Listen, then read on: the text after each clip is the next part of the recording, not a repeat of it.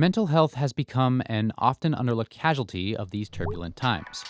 Reports of anxiety and depression among U.S. adults have spiked nearly threefold since the coronavirus pandemic lockdowns began. And amid the chaos, more and more people have been playing video games while cooped up indoors. Goodbye, Father. The industry is estimated to have brought in revenue of almost $180 billion over 2020, making it gaming's biggest year ever. But games aren't just idle amusements. Many players find that their sense of control and freedom, even in the darkest days of the pandemic, make video games a helpful tool in keeping up their mental health.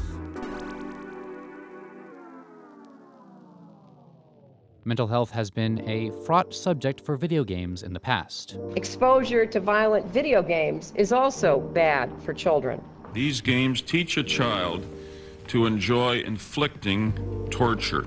An addiction to video games, like many things, isn't healthy and has even been codified as a disorder by the World Health Organization.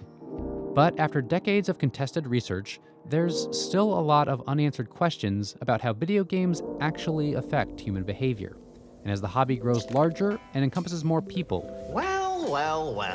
researchers and creators alike have shifted their focus to explore how games can actually benefit the people playing them.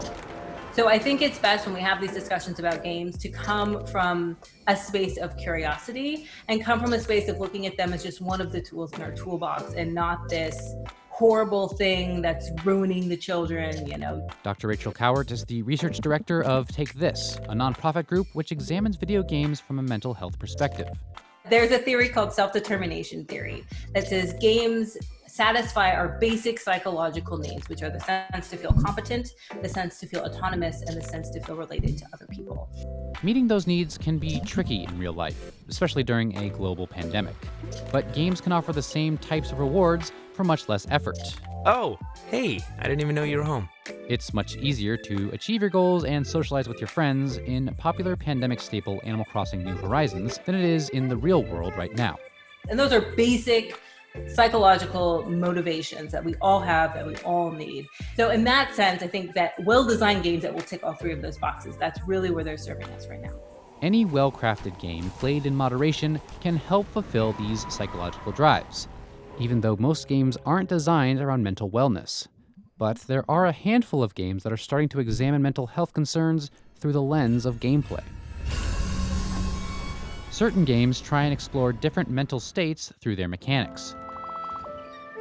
Exploration game Spiritfarer meditates on death and grief by having the player build customized houses for their companions.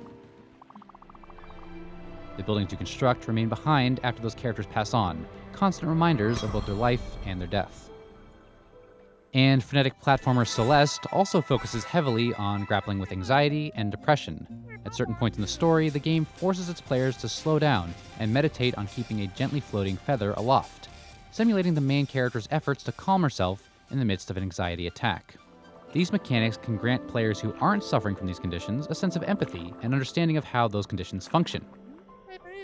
They can also create a sense of empowerment with players who do see themselves reflected in the game's challenges. They demonstrate how video games can talk about mental health through their gameplay alone.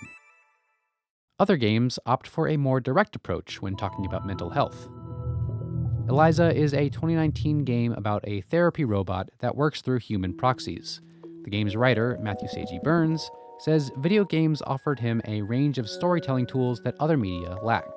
We can explore things from lots of different angles and really create entire worlds with the things that we can do in games today. Unlike a lot of other games that tackle similar themes, Eliza doesn't give the player much control.